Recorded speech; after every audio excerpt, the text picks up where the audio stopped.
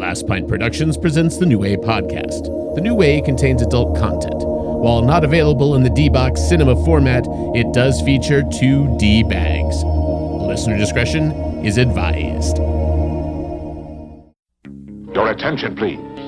During every suspenseful moment of the running of the motion picture Macabre, the life of everyone in the theater will be insured by Lloyd's of London for $1,000 against death by fright. However, even Lloyd's of London will not grant coverage for any person with a known heart condition or for suicide by any member of the audience. Everybody wants to be naked and famous. Everybody wants to be just like me and naked. Will you help teach me about this? What is it? A new way? Hello and welcome once again to the New Way podcast, where we break down pop culture so you don't have to. I'm joined in person, in studio, by Mr. Benjamin Scott Wilson. How's it going, Benny? Oh, it's going. It's going. Only the second time recording in person in many long years, months, millennia, and whatever. We have been dormant, and now are just. We decided we're going to have a little COVID party and give it to each other, because that's how we've always done it. We've always given it to each other. That's true. And that's how we're going to keep it. Yeah, this isn't Zoom Ben. This is Studio Ben. Whereas I've been in the back room sleeping. It's my evil twin. Even though I am actually looking at you on a screen in the same room with you, and I can see your almost your balls. Not both of them, but just a one. I just can't wait until I can fondle those in mid-show. Jesus, just to throw you off your game as you're talking about. Just letting you know, you have been fondling them. You think you're not, but yeah, there I see some fondling going on.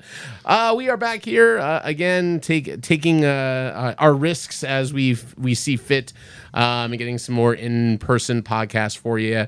We'll be getting kind of back on. In a little while on a normal schedule. We realize that we kind of hit, in general, every year it seems like we sort of hit end of season around like end of July, and then once we get into August and September and back to school and work stuff, we tend to slow down a little bit. So we don't actually put seasons on our things, but you can kind of count on us probably to have hiatuses each year. Well, I think around this time. We went hard at the episodes for a while, just almost out of necessity for sanity's sake, just so we could have some like interaction back and forth. And then things go a little bit looser, and people started to get more in the flow. And then we started getting busy with work again, and it all comes full circle. But we are back, and we are recording, and we're going to get some new episodes out for you, and hopefully you enjoy them. Just a few things before we get into our topic this evening. One, there's a new season of a beloved series by Ben and me on Netflix right now. It is technically, I guess, the second season, if you want to call it that, The Haunting of Bly Manor, even though it's technically its a own different season. show. It is a that we're talking about. It's the second installment of what they're hoping, I think, to be a running non-procedural series. The Haunting of series, where basically they take a famous ghost tale, but then they also work in a lot of other books and nods and Easter eggs from that same author's kind of oeuvre. That's exactly where I was going with that, actually. But yeah, it's kind of interesting. But the big gimmick they do in the show, and Ben lulled me into a false sense of security with it this time, is he does a hidden Easter egg ghost thing in this show, and it seems to be kind of the gimmick is that there are ghosts constantly popping up in the show that are not necessarily drawn attention to. They're kind of just hanging out in the background of a scene, or like on a chair if you look really hard over into the corner of this thing. And it's this idea that if you think you maybe caught something out of the corner of your eye, and by the time you look, he's already gone away from it. It's always there for like just a frame, if not like subliminal, but it's like it's there for a shot. And then once that shot's over, it doesn't show up again. Like it's gone, and it's never like there's no music sting, and there's no like long lingering camera. It's just these ghosts are a part of these houses, and they just exist there. It's a great conceit. It's a great Gimmick, which is maybe just a little bit of a nod to what we might be talking about tonight. But also what it is something you should not, as a single scaredy cat male, watch after sundown, which I'm usually pretty good. I watched Haunting of Hill House only during daylight hours. So for those of you who are listening, Yes.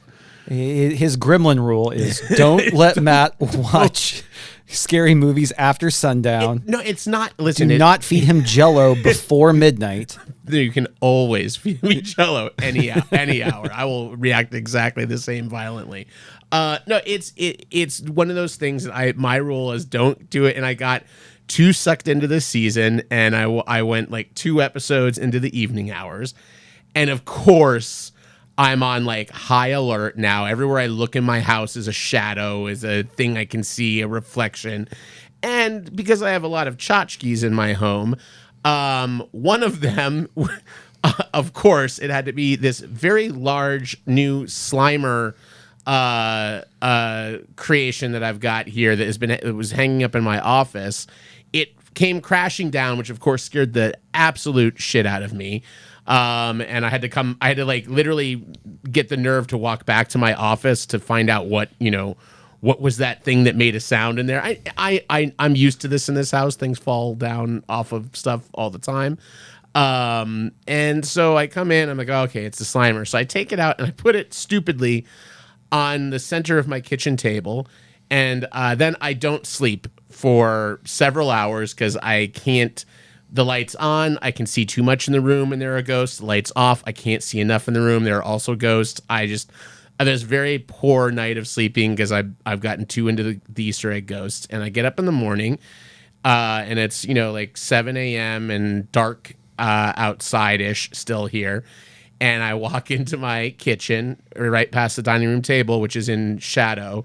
And Slimer gets me again because now there's just a beast of a ghost. Matt. Sticking out of the middle of the table. Yes, Ben. He slimed you. He got me. He got me twice. The little fucker got me twice, and it was bad. Like the morning one was equally like unnerving, and then I had to like get some coffee in me after that.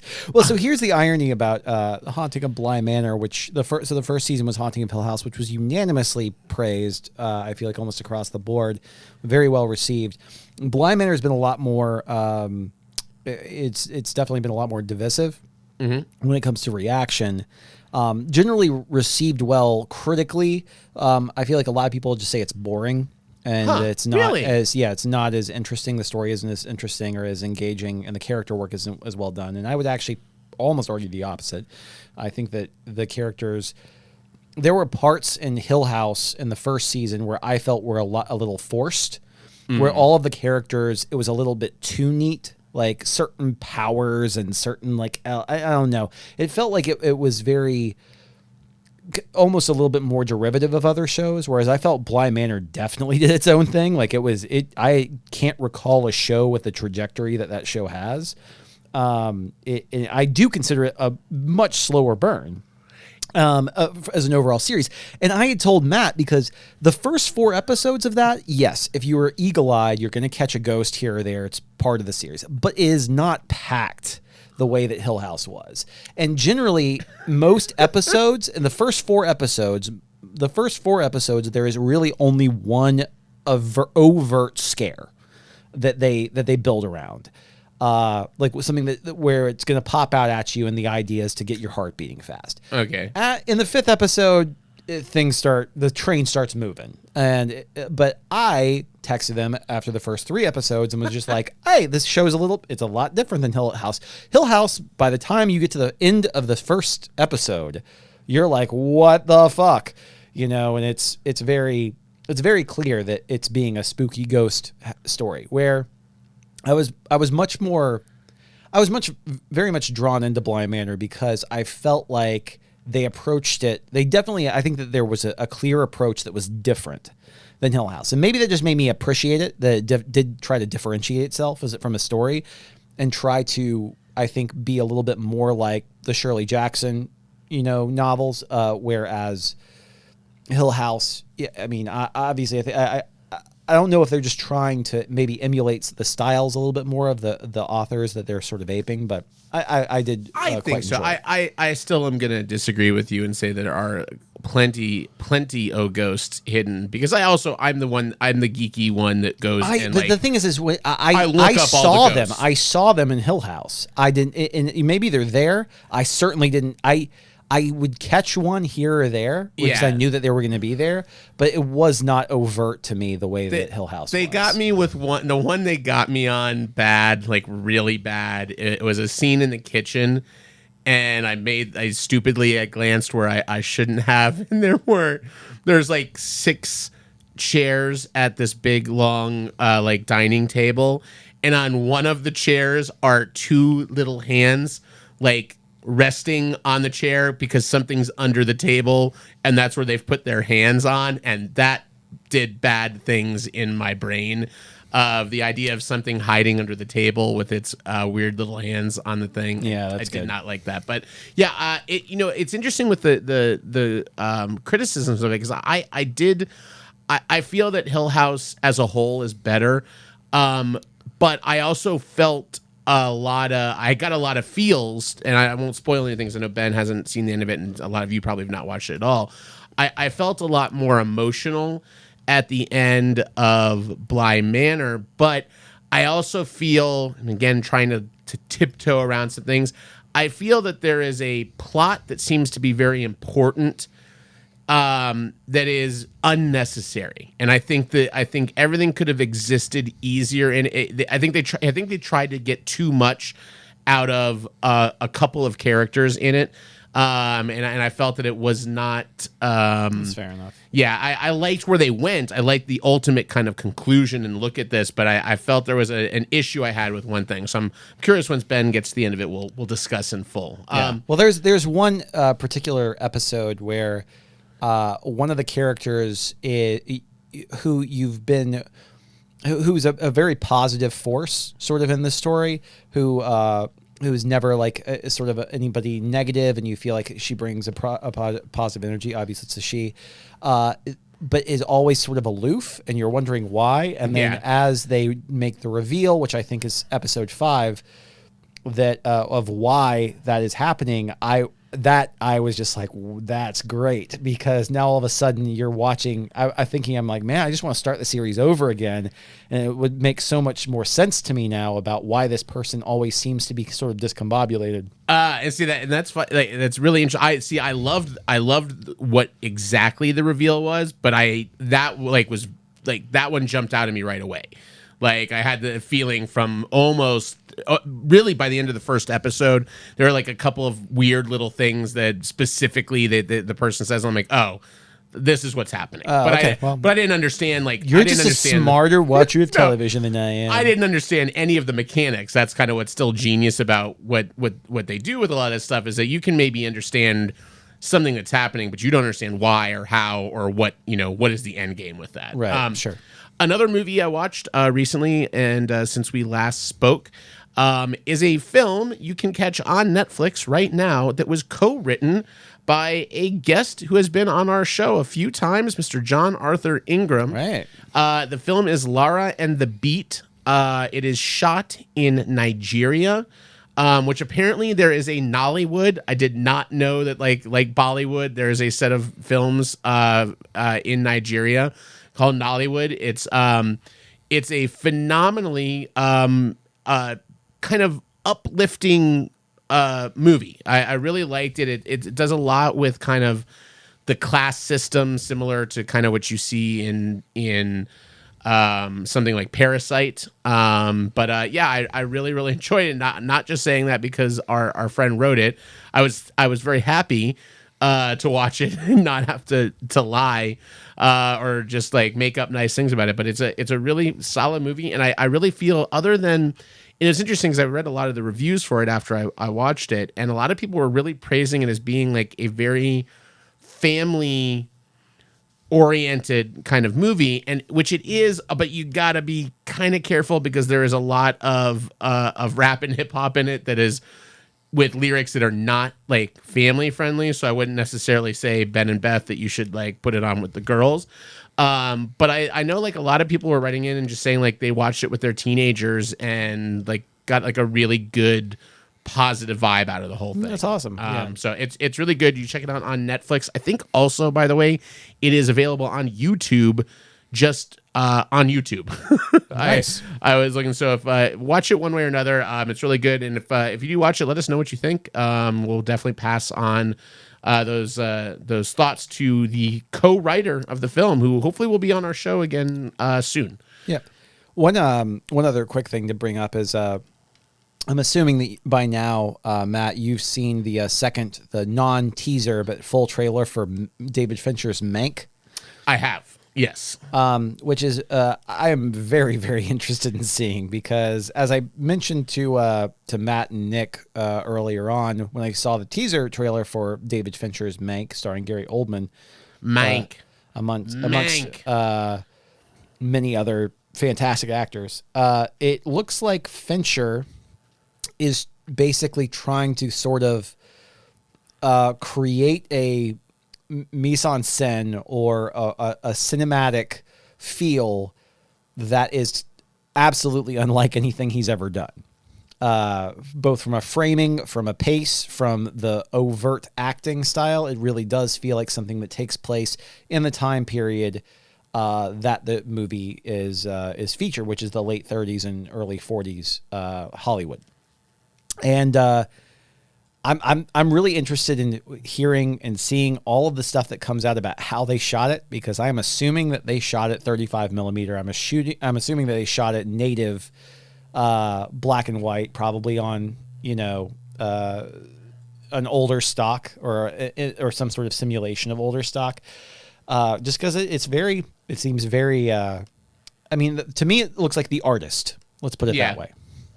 Yeah, I mean, I was getting subject matter. I was definitely getting Ed Wood kind of vibes from it, and a little bit of Coen Brothers.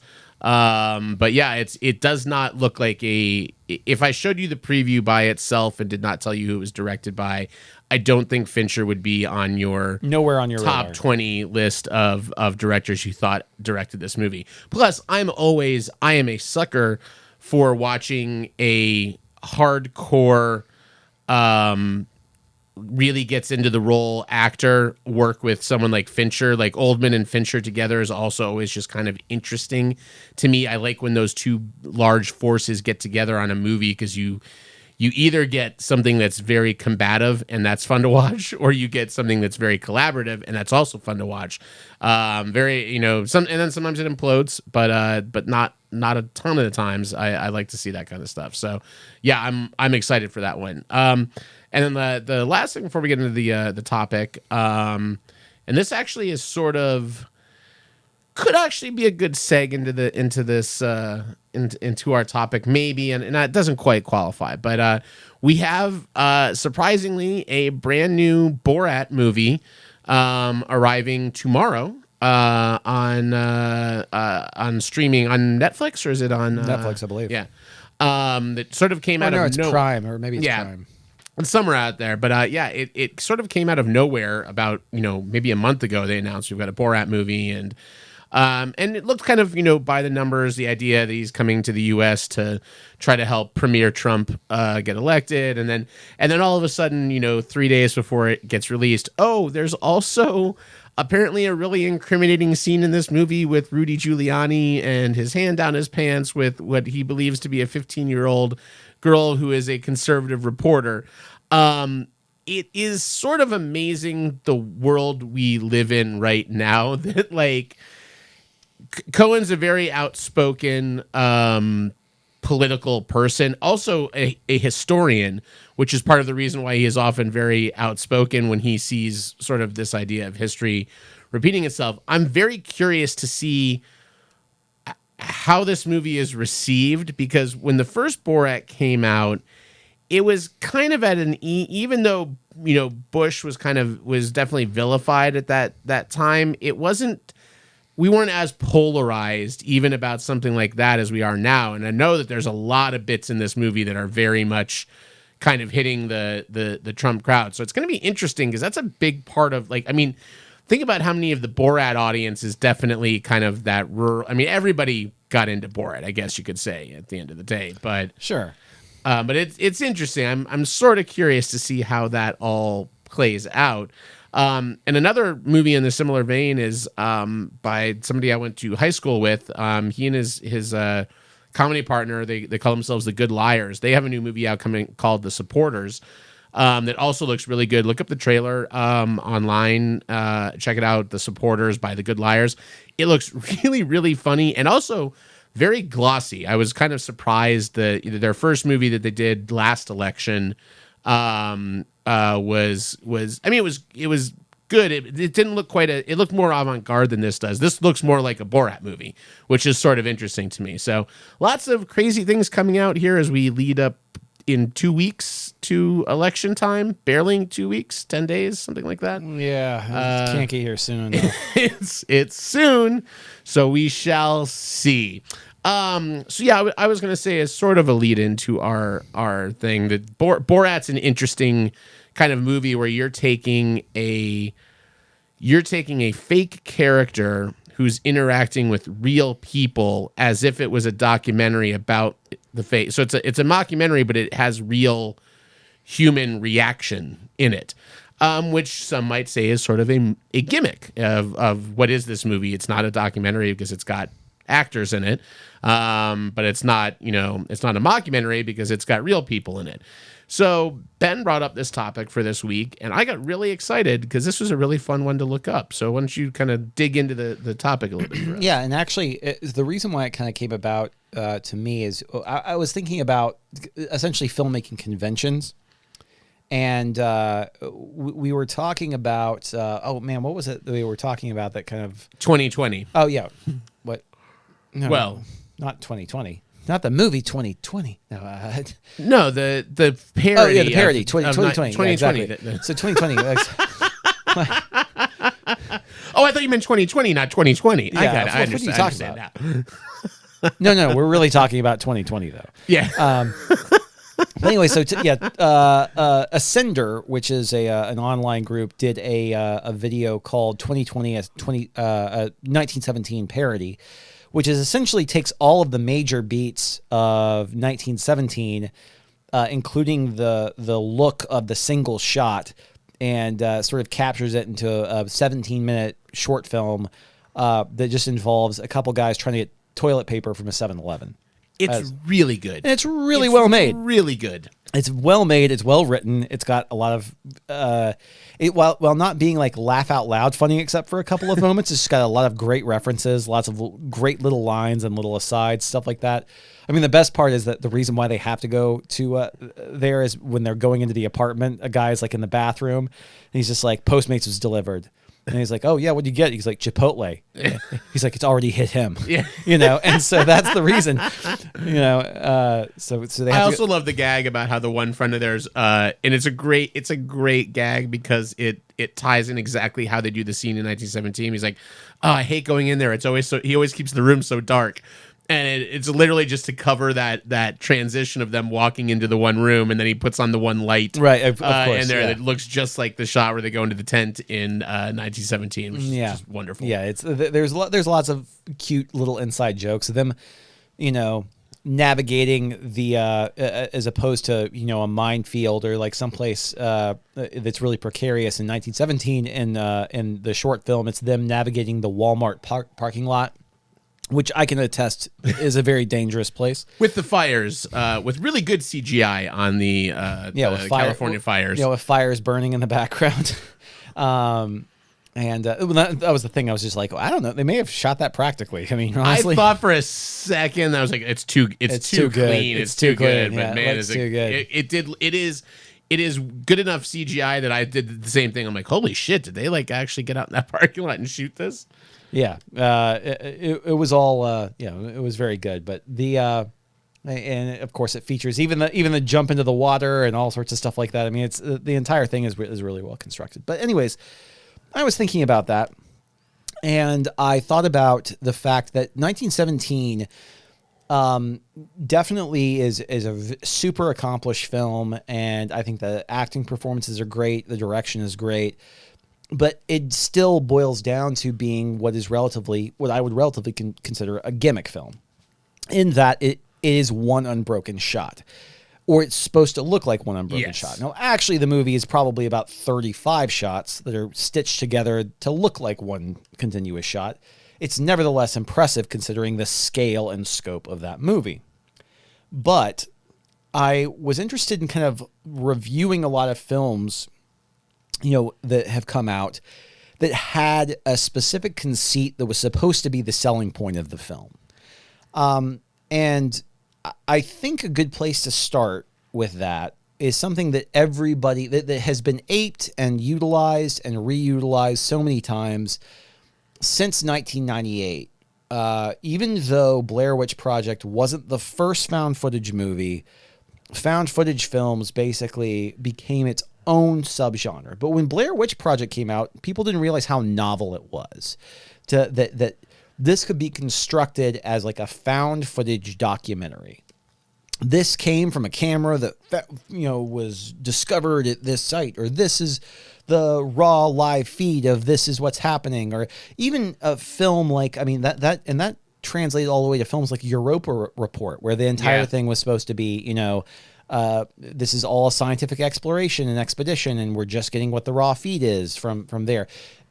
There was this entire genre or not even a genre, but this entire subsector gimmick that spans all genres. Yeah, that was not like I said, there are a few found footage films that came out before Blair Witch Project. They just weren't mainstream. Blair Witch is what brought it into the mainstream.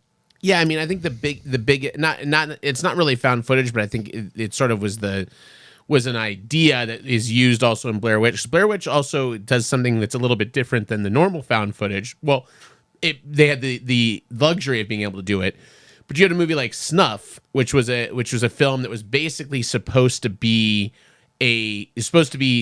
fool the audience into think it was an actual snuff movie. It's a film. This is a film with actors and stuff.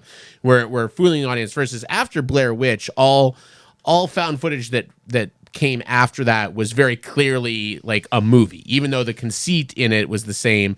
Blair Witch actually people thought Blair Witch was a documentary. Like they thought this was an actual. These people went away, not for a long time. Like it wasn't like the ruse didn't stay forever. A lot of that was marketing. And it was very, very clever marketing, and that they, started this website, Who is the Blair Witch, or What is the Blair Witch, or whatever like that. And it kind of was one of those first tendrils of these like marketing campaigns that essentially went viral, where people were sharing this and they were just like, "Have you seen this documentary? Have you seen that? Oh my God, this is so terrifying." Yeah. And it led to Blair Witch being the most successful independent film of all time at the time of its release. Yep. And so, yeah, I would say that was an interesting place to start. And I think the reason why I wanted to start there, not because of linearly, because we're going to go way back when it comes to gimmick films, or films that have a gimmick, or something that an entire conceit that the film is built around that's almost sometimes at the expense of the plot. Sure. As opposed to serve it. But it's become so ubiquitous to see found footage in films, or just in the construct of larger films. I mean, it's really it's really very well known now as sort of as something that's introduced and is a trope, I think, more than anything else. Do you have any specific in that kind of genre? I know whatever in that type of movie that you feel do something unique or original with that concept? Well, so since it came out, it has been aped a lot more. Sure. But I feel like Blair Witch created a real sense of reality and unease. As far as actual scares are concerned, when the Spanish film Rec came out, that movie REC, which is it's inside little parentheses. If you're looking for it, it's parentheses REC lowercase parentheses. Like record on an old camera. Exactly. Which is the idea of a news crew basically trying to film an event that's happening in a building, and it turns into a terrifying experience. But the last act of that movie is fucking just disturbing and terrifying and crazy, and that I remember watching that and just being like, holy shit. Like they took it another level. And since then, more and more found footage movies have done great things. I think horror it lends itself really well to horror, but even films like Searching, which is a real time, and that's a different kind of thing, which I also want to do. I think that's it's not even almost a found footage movie at that point, where we're now getting into movies where they're streamed, where we're seeing things that are streamed in real time, whether it's Unfriended or these things that just with the technology and connectivity that we have, it's technically a found footage thing, but we're seeing something that's real time.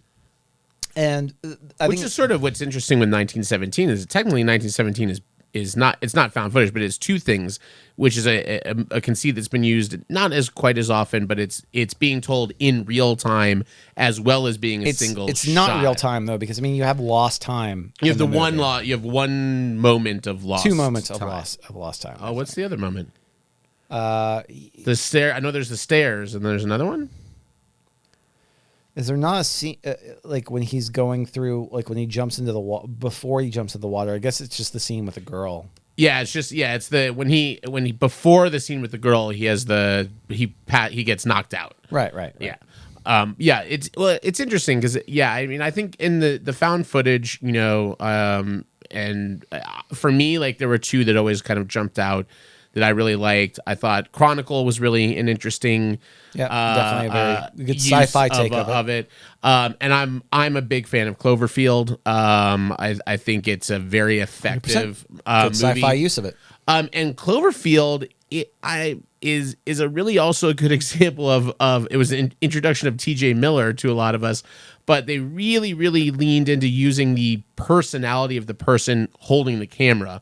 To really make them a full-on character. Blair Witch does that too because you only have the three people and you're kind of like handing the camera back and forth to folks. But I like that you really had a character kind of driving that. And I think another one that's important on the found footage to talk about, which is sort of similar to where you were leaning on kind of this Unfriended. And I want to get into that as well because that's very apropos to what's happening in TV and things being released right now. But Paranormal Activity, I think, was another really big watermark for the found footage because Paranormal Activity introduced that idea of we're watching a security, this kind of security feed through a lot of this, and you're really just catching all of these cameras all over the place that are built specifically to capture something, versus it being found or being whatever. You've got these things. And very effectively done, and it's one of those that relied very much on having a big audience there to watch it because there's these unsettling moments that just build that tension, and having that in a theater is really good for the overall feel of the movie. Well, and also to make a quick aside, I mean, really, Paranormal Activity was the start of Blumhouse, and that was now if you look at modern horror. I mean, like what studio is more influential in modern horror? I mean, like even getting into, Shyamalan's kind of return to almost glory was The Visit. He had a huge hit with The Visit, a movie that cost like $4 million for him to make, and it made like $70 million at the box office. He personally financed himself. He and then has gone on now. Now they're the ones who are basically in charge of redoing the monster universe that Universal fucked up so bad. Yeah, they're the ones who are doing The Invisible Man. They're the ones who are doing The Wolf Man. And all of these. Classic takes on sort of the old classic Universal monster movies, but they're doing them not in the way that The Mummy or that these other big studios were going to do it. They're taking smaller budgets and better actors and creating more sort of centrally focused stories, that with directors that actually give a shit, and like Lee Winnell. Yeah, it's interesting. I mean, and he's coming from the Saw franchise, which kind of saw itself run itself into the ground, very not into the ground, but just like it became a parody immediately of itself on that. Sure. But it is interesting, and I'd put Unfriended on my list as well. For it's a movie, for those of you who don't know, that is told all through footage happening on a computer live. So it's like Zoom meetings and video chats and web searches and all this stuff. And it's kind of interesting because during this pandemic, obviously, we have seen a lot of television and entertainment just in general being done in this cameras in people's houses. And some of them do it really inventively.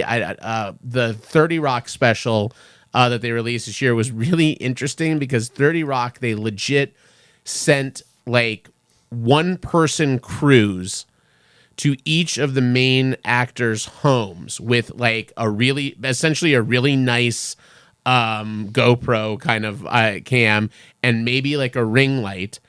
And that's how they shot it. And they just shot everyone so it didn't look like, it wasn't meant to look like they were on a Zoom call. Some parts were, but there were other parts that were happening live, and they were doing like and because it's a comedy, they can get away with like, there's a bit where Jack McBrayer is being hit on by his assistant, who is also played by Jack McBrayer. And at one point he's supposed to be talking to her. Obviously it's one person, so you're just getting these like static one shots over the shoulder. And then she starts feeling up his face. And I was looking at this, I'm like, what is this? And then they showed at the end how they were shooting the shit. And it was literally him reversing his hands under frame and bringing them up and touching his own face to be the character that is played by him touching his face. But there's some amazing things happening with, you mentioned it, Ben, on one of our recent podcasts, of when you remove budget and you put constraints on creative types, it often breeds really good, interesting and fun content. Yeah, absolutely. So anyways, I mean, that was like I said, I felt like found footage and that type of stuff is a great place to start. But let's take it back. Let's take it way back, because to Smell-O-Vision, Ben? Yeah, to Smell-O-Vision. Oh, let's go where are you gonna go? Well, let's go pre-code film, motherfucker. No, I'm just Aromascope? There's always been, of course, like 3D and things along those lines have always been gimmicks. But even before we kind of get into some of that, I mean, we can talk about some of the most, whether it's Milius or whether it's Ford. There are some very famous directors who use certain gimmicks, especially when it came to location or consolidating a cast in one place. Creatively framing certain elements that were happening in the story. Many of them have always used a gimmick for some portion of the movie. I think that Hitchcock was the first one that really embraced doing the gimmick. And I think, obviously, if you have any sort of, film history acumen, then you'll realize that Rope, when it came out, was one of the most ambitious films ever made. Because the movie, same as 1917, is a film that is shot in one shot as it looks. It's actually 8 shots, again, as opposed to like the 35 or 40 that 1917 is. But again, Rope is a much smaller scale. It's even though it has some very impressive shots, the first shot of the movie goes from a crane in through a window, and then there's a cut when the window blinds are open, and it's very creatively done. And I still remember in film school, there was a long discussion about whether the story for that movie warranted the gimmick, and vice versa. And it was interesting because there was an argument on both sides, because there's one particular shot when the other shoe drops and you realize that the protagonist of the story knows who the killers are in this story. It's essentially kind of an Agatha Christie whodunit. There's a shot where it goes from the protagonist to the antagonist, and there's like 7 seconds that pass. I think I maybe have mentioned this on the podcast before. And you see like signs outside of a window as this long dolly shot goes across the room. And I was one of the people that actually argued, I was like, in that time, you were used to seeing the reverse shot of them realizing what was happening.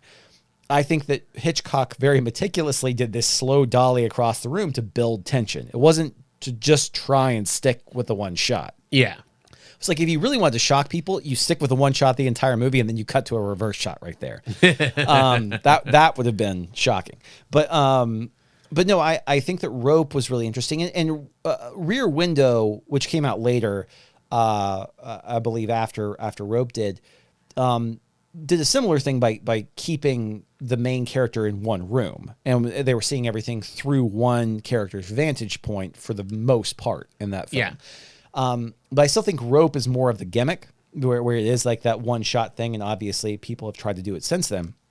But I think that the one room or the one location or the one kind of, you know, if we're talking about Waiting for Godot or something along those lines when it comes to stage, I think that film definitely took a page out of that book and has gone on many forays down the path of saying, okay, we're going to singularly look at this place or this location, and we're going to, you know, or the location is going to continuously change and the characters are going to continuously change. But I think that Hitchcock was one of the first people that, especially in mainstream media, really did tackle the gimmick thing and made it part of the marketing. You know, like he made it part of, like, it's, you know, it's one unbroken shot. And for years and years and years, people would look at Rope as being some cinematic achievement. It's actually one of Hitchcock's not as great films, but because of the way it's shot, it's considered a sort of one of his better films, I feel like, just from a technical standpoint. What's kind of interesting with that, so certain things we draw attention to, we play in the gimmick, and so you look at something obviously like Blair Witch plays up that gimmick by hiding the gimmick, right? But they lean into that. But you have what's interesting with movies in let's say even, I mean, not just the last decade, but like, so there's a very not amazing movie called Nick of Time that came out, I believe, in 1995. It's Johnny Depp and Christopher Walken. No, it was Nick Nolte. That's the reason why it was called Nick of Time. God damn it! God damn it! I just knew you were doing it, and I couldn't stop it. Damn it! It was Nick Nolte playing Christopher Walken. Yes, exactly. Christopher Walken and Charles S. Dutton. I remember the three in it. And the gimmick of that movie is that the movie takes place in real time. So there's a lot of shots where he's looking at a watch, and they say, "You've got 10 minutes," and he has to get his to the next name thing is in Nick. Yeah, he is. That is also very terribly written. But the movie was sold on. This movie happens in real time and all this stuff. Versus you look at something like Birdman, which is a one-take movie, and the same as 1917. And yes, most people know about the gimmick, especially if you're a film nerd and you're doing stuff. But neither of those were marketed. I can't say that in the commercial they talk about, like, watch this cinematic feat of one take and doing these things. They exist to give the audience a feeling, and people that know a little bit more about it know that that's happening. The only movie I can ever recall them marketing and saying, like, watch it for this reason is Russian Ark. Russian Ark is a film that came out in, I believe, 2002 or 2003 that tells the history of Russia. But the thing is, it's literally one shot. It was shot digitally on a really, really nice digital camcorder with this huge thing, like a huge 60-pound Steadicam rig. And it was shot in this palace. And so as the cameraman would go into a room, it would show a new period of Russian history. And a scene would take place while in the next room, they were preparing the set for the following scene. So interesting. Yeah, it's actually a great movie. It's really cool especially if you're interested in Russian history. But yeah, it shows sort of the progression of Russian history in one shot. And it's not broken, there's no cut. So I think it's 88 minutes long, and it's really impressive. And it's impressive because it's kind of like a moving play. It's like if you had a play on a rotating set that was gigantic with amazing high-end costume design. And I think you hit something right nail on the head there, because I was just thinking this as well, because you mentioned Waiting for Godot on this. The single take, the thing I get out of it, other than 1917 is a very different form of single take for me, at least, because it is literally about feeling you're on this journey and you're on this thing, and it's not as much about necessarily performances or big speeches or anything like that. But I find that most single take things, if you look at something like Birdman, especially it feels like theater, because you are watching, even though there are hidden cuts and hidden things happening, you are watching full scenes that are being shot beginning to end. And obviously Birdman is taking place in a theater partially and is about a play that's going on, but there's something very theatrical feeling about those, where you're getting these longer scenes with actors that are, because most movies are not shot even remotely. You don't shoot 5 or 10 pages of dialogue in one sitting without doing, you're doing your coverage shots, and you're doing this, and you're doing your inserts, and you're editing that crap, and like all that. There's so much involved that they're very rarely actually getting two actors sitting across from one another giving their real performances on that. So it is kind of interesting to see how that works out in these films. Yeah, I mean, I think that's obviously, I think it takes a talented director to make sure that those movies that are going to take something in this kind of real-time scenario, and I think that's the problem. Well, so first off, like with Nick of Time, that was a movie that was shot conventionally, it was edited conventionally. It doesn't feel like a real-time movie. It just is supposed to sort of exist in real time, and that's. I don't think that you get the same sort of feeling that you do with A Passage of Time as you do when you're statically staying on the same characters for 20 minutes. I would say a movie that I feel like is very, not a gimmick movie, but definitely is sort of in that same vein as a movie like Elephant, Gus Van Sant's Elephant, which is these very long, drawn-out takes of characters walking and interacting with other characters, and then they only sort of abandon the concept or conceit of the movie from a visual style when these moments of very brief violence happen. And I think it's effective. I think it's an effective way to communicate the passage of time, at least. When you're kind of sticking with these characters over the portion of, when it feels like you're with them for 40 minutes and it's never breaking, and you're almost getting weary with them in a way, which I think is really cool. Well, I think that one of the things that also kind of transitions to is, I kind of mentioned it before, Rope. One of the things that Rope did also was it kind of contained, and I think by necessity, it contained characters to a location. Now, there are lots and lots of movies that are, many of which are based off of plays or things along those lines, where it kind of keeps everybody in one singular location, so the characters kind of come and go as you will. Like Clerks? Yeah, like Clerks could be a good one. Or 12 Angry Men, or, I haven't seen that adult movie. I mean, I don't know what you're talking about. Yeah, but anyways, I think that that it's an interesting concept. I wouldn't call it a gimmick. What I would call a gimmick is a film where that location is so constrictive that it has no there's no escaping sort of the realm of where that movie exists. And I think that the first you're probably laughing because you think I'm going to bring up Buried. No. I more was laughing just as an aside in that and I didn't know this was a term until the TV show Community, but in sitcoms especially, they refer to this as a bottle episode. And bottle episodes were episodes where they it takes place on an elevator. Yeah, they couldn't afford the set for anything else. So it's like, instead of the friends going to Central Perk this week, there's a reason we're going to keep them all in the one set of the apartment because it's cheaper to shoot that, and we're going to make a plot device that forces them to not be able to leave that one location for the whole episode. That's a nice little inside baseball note there. Thank you, Dan Harmon and Community, for and Abed introducing me to the bottle episode. There you go.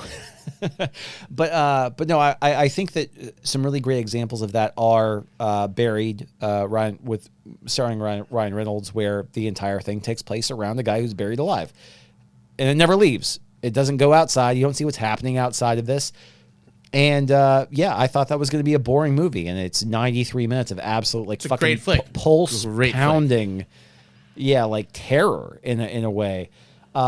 Luck, starring Tom Hardy. Tom Hardy is another great example, which is somebody who in it never leaves the perspective of a guy in a car, and what essentially his journey over the course of an evening.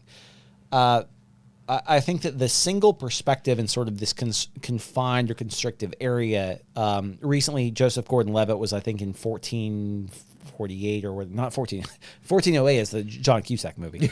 Hey man, it's near Halloween. Joseph Gordon-Levitt plays John Cusack in 1408. Hey man, I mean, Paul Dano did it in whatever the hell the name of that Beach Boys Love movie and Mercy. is. Love and Mercy. Joseph Gordon-Levitt looks a lot more like John Cusack than Paul Dano I was gonna does. say, very much so. But hey, Love and Mercy, good movie. There you go. Yeah, but surprisingly. Yeah, but in that movie, in the Netflix or Amazon movie, it's entirely in the cockpit of a plane. It does not leave the cockpit of a plane. I have not. That movie is like not on my radar whatsoever. I'm not. It's called. Do you know the actual name of it? It's called 14 something. It's 14 something. It's 14 something. It's a number. It's the flight number. It's like 1477 or something like that. Ben, we have people that count on us to bring them this 7,500. Is that the movie 7,500 is the one I was looking for. What is 1408 divided by 7,500? It's called 0.607. I don't give a fuck. That looks good. I had not heard about this movie, so I got another thing to watch. Oh, there you go. Didn't know about it. Yeah, well received. He apparently has a great performance. And it's interesting because and it's funny because a lot of these movies tend to take multiple conceits or multiple gimmicks and combine them. So Birdman's interesting in that not only is it one shot, but it is one shot from one perspective. So you are watching the entire movie with one character who is guiding your journey and your walk around through, and I believe he's... Well, it's not POV. It's not Hardcore Henry. No, which is a great gimmick movie. But yeah, it's... but you are still getting... Yeah, you're around his perspective. It's like a book where you're always getting the things from the main character. There, yeah. Because I was going to say, I was like, there are... that's another interesting kind of the things that you want to talk about from a gimmick standpoint, is that like Birdman... Yeah, you have that, but you're from a perspective standpoint, I feel like Doom kind of did it because they were trying to do the first FPS thing, and then Hardcore Henry actually did it, and they made the whole movie an FPS movie. But even that I think Hardcore Henry could never have been made without Crank, which like that's a gimmick movie to me. Crank is a hardcore is a kind of the predecessor to a movie like Hardcore Henry, because the gimmick is the guy has to be on like fucking ridiculous amounts of like this, testosterone or whatever. Yeah, and that's something I want to just briefly kind of touch on. Device, yeah. So there are gimmicks. So we've talked about a few types of gimmicks. One gimmick we kind of one's on screen and one's behind this camera. Well, but then there's also gimmicks in watching a movie, which we have touched on, but I do want to kind of talk about some of those. We said like smell-o-vision and aromascope, which are actual things. You had William Castle, who did stuff like 13 Ghosts, where they had skeletons flying through the theater. Did a movie called The Tingler, where the seats would vibrate. And then my brother and I famously went to go see the Fast and the Furious movie in D-Box, which was moving seats in a movie theater. But there are all these things done in the audience thing to try to like increase your interactivity with the movie versus things that you're talking about, which are very much plot devices as far as like, what is this interesting way we can limit ourselves in the story and to show stuff. And yeah, Crank I think is a great example of that, of like, something like Speed is a gimmick as well. You've got a thing where here's our plot. This thing goes down, like it's that's kind of it. So, but they're different than what we're sort of talking about generally with this. But I always am kind of curious with that stuff. Yeah, yeah. I would say Speed is a broader gimmick. I mean, it's more of a plot device, but yeah, still. Ben, the bus explodes if it goes under 50 miles an hour. Yeah, and there's no highway left. Come on. Come on. That's a gimmick as much as there are millions of ghosts in Bly Manor, and you know it. Yep, I know it. Well, but there is obviously a huge difference between sort of audience experience and sort of the way of making the film. To get back in sort of the way of making the film, I think another interesting thing that happens is there are certain films that have been made without a script. You mean Iron Man? Yeah, like Iron Man. Iron Man, at least. See, Iron Man was made in the way that when a script is not complete or where they're trying to build pages, that happens a lot in Hollywood. That happens a lot more than people really know. I think Spielberg is the one that said, "You never start a movie with a finished script" or something along those lines. He basically said it's gonna evolve, it's gonna adapt, and if it doesn't, then that means that's a failure of somebody in the filmmaking process. Yeah, basically. but Iron Man was more than Iron Man literally Iron Man was more of them. had like 5 set pieces and nothing in between. Right, exactly.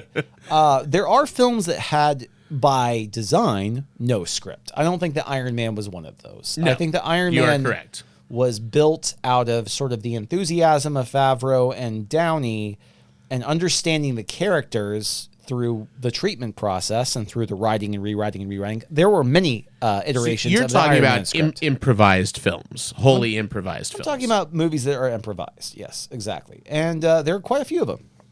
One is a film that both Matt and I like a lot, which is Coherence, which is a film that was...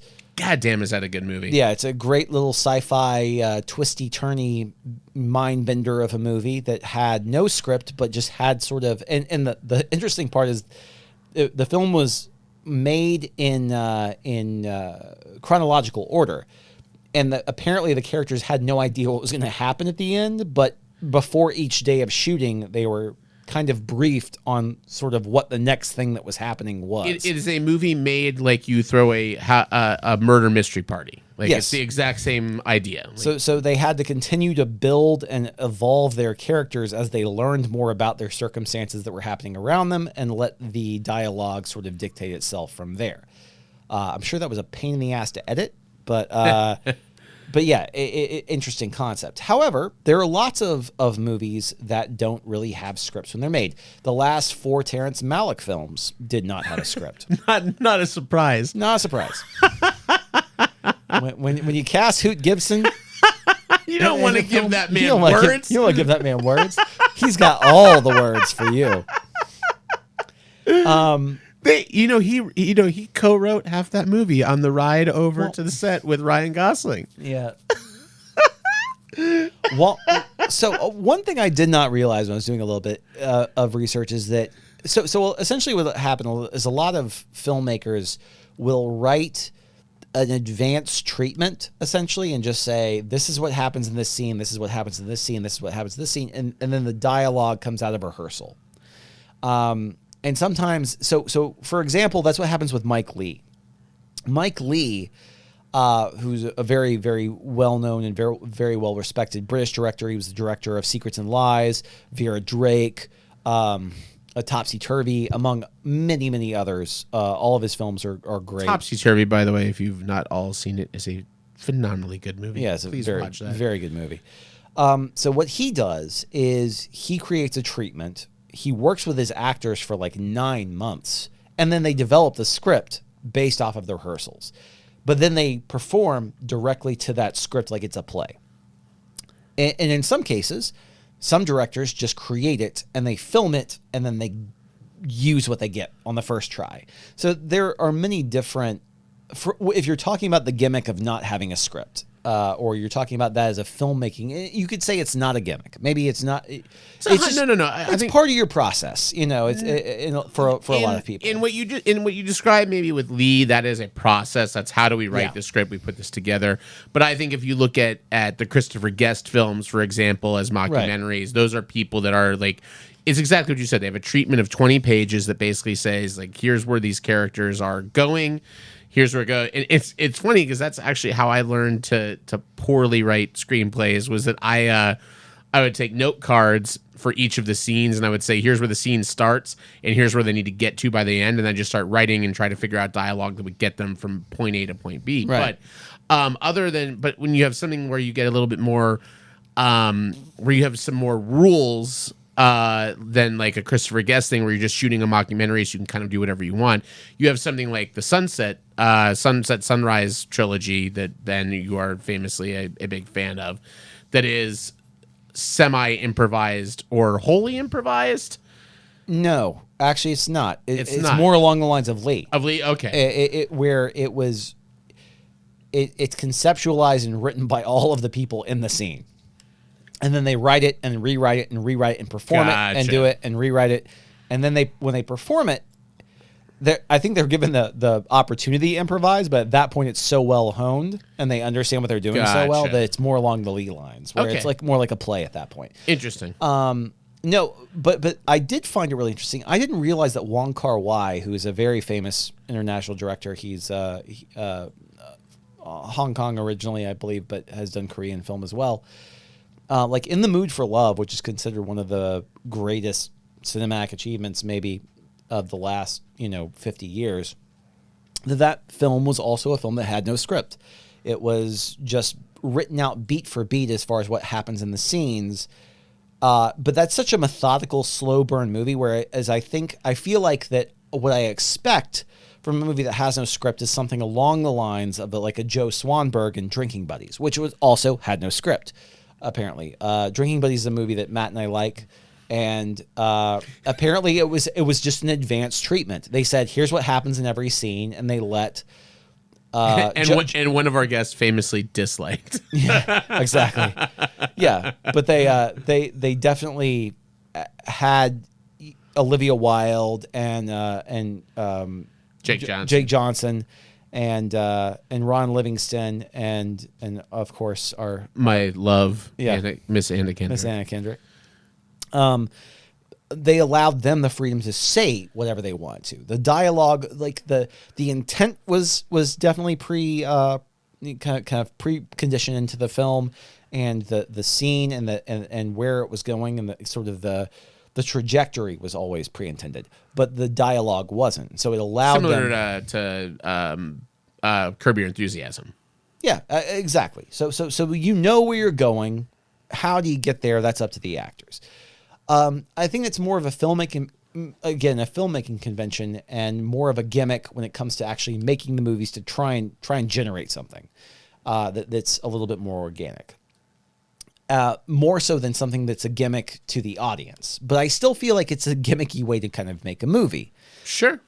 So I don't think it disqualifies it from that perspective, just because I think that it definitely it separates itself from the traditional way that people make films, and so I thought it was interesting. No, and I think I had a couple that fall in similar kind of areas as far as calling them gimmicky.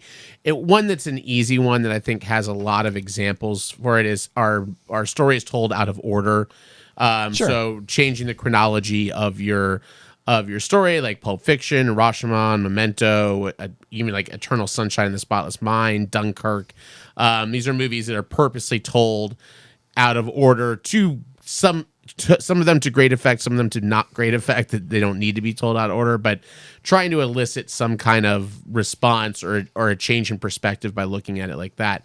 But there's one that I was thinking of, and I don't know if maybe, Ben, you'll consider this a gimmick, although I think I do. And I'm going to pick a movie where I really feel it kind of started this, but then there's one that's very clearly one that like did it much better. And they're by the same filmmaker, which is kind of interesting. But movies that are meta. And we say meta a lot nowadays. It's a buzzword that we talk about a lot, and everything we've just as a society become self-aware. But that wasn't always the case. And I look at Wes Craven's New Nightmare as one of the first times I watched a movie where literally they brought in the actors from the original Nightmare on Elm Street with Heather Langenkamp and Robert Englund and made them characters in a movie, making a Freddy movie, but the idea that Freddy was actually real outside of these characters. It was shows you Wes Craven's a smart motherfucker. Well, I love that Wes Craven does this movie that is not received well. Well, it's received critically well. Yeah. Peter Travers, I remember, said it was like one of his favorite movies. But like the audience was just like, what the fuck is this? And so I literally you can see Craven's wheels turning in that movie. And 2 years or 3 years later, he releases Scream, which is completely a dissection of horror movies done by it's about people that are aware of horror movies, which is something that was kind of unique. Now, I don't know. I'm sure there are other examples that exist before that, but Scream really put that idea on the map where you had people that were self-aware of what was happening to them as characters, like literally being hunted by murderers. You're like, oh, is this the part where I'm supposed to scream or I'm supposed to die or whatever? A very like bizarre kind of idea then. And now that's done a lot, especially in TV and just movies in general, wink and nod a lot at the camera. But I thought that was always a kind of an interesting gimmick to use. And I'm a sucker for it. I still to this day, Cabin in the Woods is probably my like top horror movie. Yeah. Even though it's not really a horror movie, it's a gimmick movie. It's a movie that is aware of horror movies and they build a conceit and concept around that idea. I'm a big fan of that. Yeah, to me, what those movies are they're basically like, if you could imagine making a spoof, but then take your spoof, take all the jokes out and make it super serious. Yeah. That's essentially what a meta movie is it's where you're admitting to every trope and you understand every convention that you're adhering to, yet you're drawing such attention to it that it's so overt that it becomes almost a parody in and of itself without it. And with Cabin in the Woods is a movie that's funny because of the circumstances, because of the characters. I mean, there's nothing funny about the plot of that movie. No, not at all. It's terrifying. It's interesting, and I'm like, listen, I'm always a sucker for that stuff, and that's different than some of the stuff we've talked about. And there are a couple here I have that were just kind of on a list of one-offs because there's not a lot of things that exist with this same gimmick, but they are gimmicks. Something like Clue the movie, where you got to go to a cinema and you get to see one of three random endings to the movie, which, anyone that's ever read Choose Your Own Adventure was kind of always gearing for that. And then they wound up doing that on TV with Black Mirror and Bandersnatch. There was one I had not ever heard of this, and the concept of this is so amazing to me. And I would have loved to have literally had this be something that released several versions of this movie. But apparently Francis Ford Coppola made a movie, actually released a movie called Twixt. Twixt. Not like, it looks like Twix, the candy, but it's Twixt. With Val Kilmer. And the original conceit of it was they were dubbing it Remix-O-Vision. But he was going to sit in on the screenings of this movie early on, and based on audience reaction, edit the movie as it was playing, and kind of basically feed off of how the audience was responding to that movie. Which is kind of listen, they technically, this is what happens. That's what they do. You go to test screenings and they watch a movie with an audience and they get feedback and they go back into the editing room and they make changes and they show it to another audience. But this idea of actually having it happen while you're there giving feedback is kind of amazing to me. But I had never heard of that. And I thought that was just so crazy. Yeah. But this is another one that doesn't have a lot of examples. In fact, it has one major example and one upcoming example, which is Boyhood, directed by Richard Linklater. We've talked about on the show before. Oh, I've still got one more thing to talk about with Richard Linklater. Oh, well, yeah. Well, I was going to say, so Boyhood was filmed over 12 years, basically 3 vignettes taking place at different times over this 12-year period. Four vignettes. And and basically shot, over this time period. It's an amazing movie. It really is one of those that works just as well as the Gimmick does, right? And I think you've talked about that, Ben, a little bit. There are movies that are done just for gimmick's sake, which you could say it is, and you could just be impressed by the fact that it's a cool gimmick and he, made a movie out of it. But I think it actually is an effective use of that gimmick. And he's now shooting a new movie that we will not see for 20 years. He's doing an adaptation of Stephen Sondheim's musical Merrily We Roll Along with Beanie Feldstein and Ben Platt, and he's going to follow this couple literally through 20 years. And they are shooting whatever they're shooting each year, and he's going to build this movie, which is like, holy shit. Can you imagine starting a movie you're not going to finish for 20 years? I don't know. Anywho, continue. That's incredible. I can't even wrap my head. I just hope that Richard Linklater's still alive. I'm sorry, that's the terrible thought, but that is the first thought is, please God, don't let any of these people pass away prematurely until they finish this movie. I don't think you have to worry so much about Beanie and Ben, but Richard Linklater's in his 50s now, so that's also sort of fascinating. Is what kind of movie is he going to edit at 70 versus the movie he started shooting at 50? Yeah, I think that's Linklater's something never really interesting. changed that much, though. So I think that he's but you change.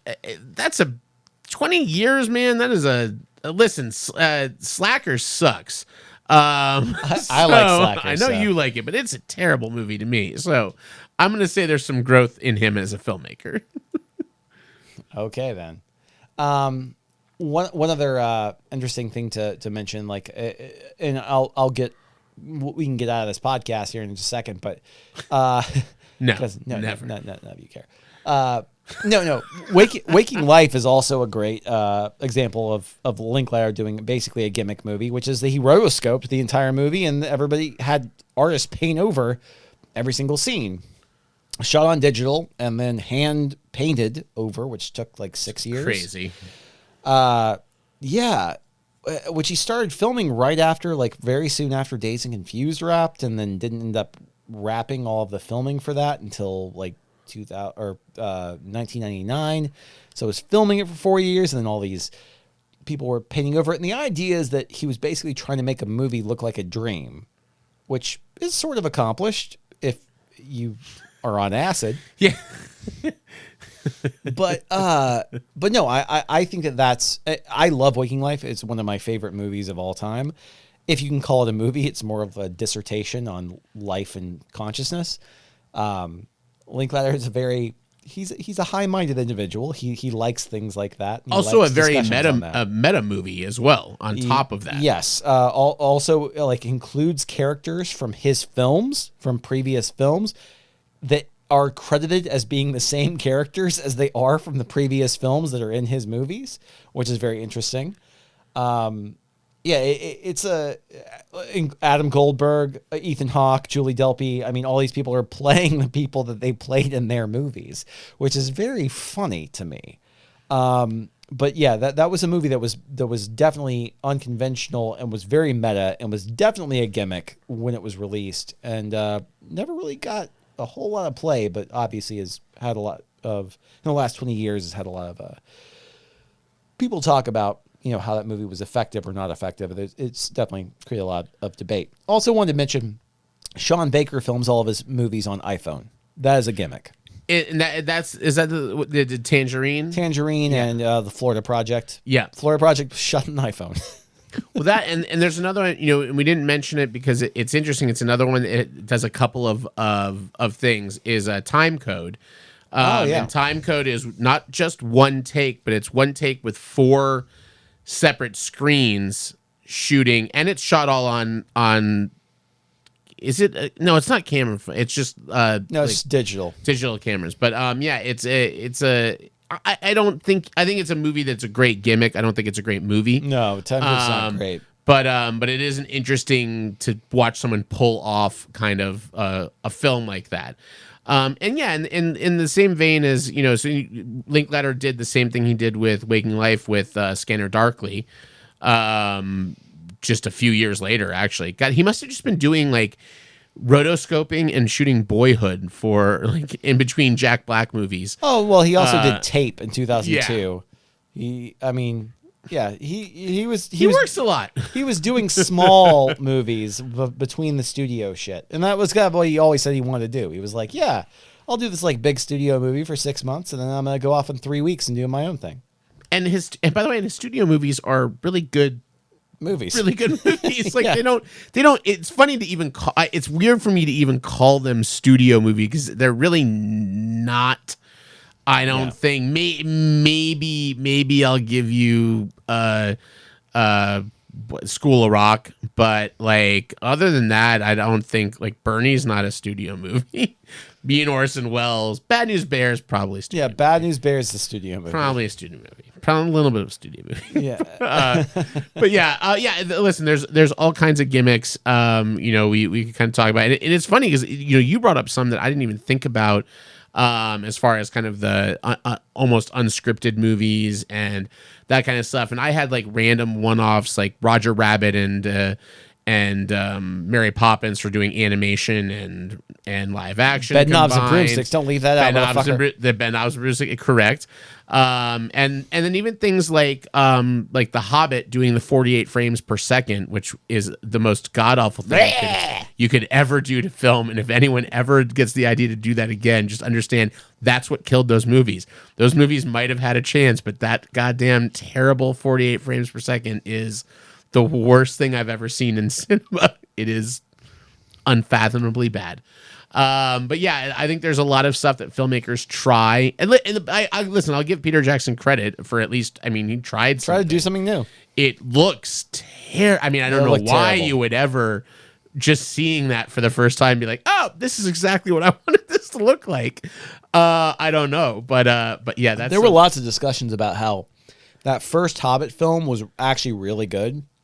And how it just completely got soured by on people just because of the frame rate stuff. I really, and we talked about this I think a couple of times. I think it's super clear that that's the best film of the new trilogy. The first movie. Oh yeah. And if you watch it now, it's great. It's well acted, it's well done, it's well shot. Everything. I like the whole the end of the second movie is really great with Smaug and the I like that part too. But it's the 48 frames per second, and I kept reading articles about it that apparently some people are more like affected by it, and because I'm definitely one of those. I remember showing it to, I think it was my brother, and I turned it on like on my TV because it looks like that real cinema thing that they do on TVs when you first get them that you have to turn off. Yeah. But I remember watching like a portion of it and going, it looks like behind the scenes footage. Yeah. Like it looks like someone took their VHS camera and they were like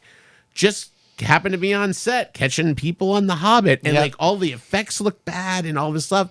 And I realize it's very possible that Peter Jackson looking at that sees a completely different thing than I do, which is also a pretty terrible risk to take in film. But apparently it is a very like individualistic thing that happens to people watching that. But lots of gimmicks, lots of stuff. I think we covered a lot. We didn't get into my I wanted to talk about Captain EO and Muppets 4D and Honey, We Shrunk the Audience and the T2 the rides, but we'll save that for maybe theme park rides, theme park movies for our next time.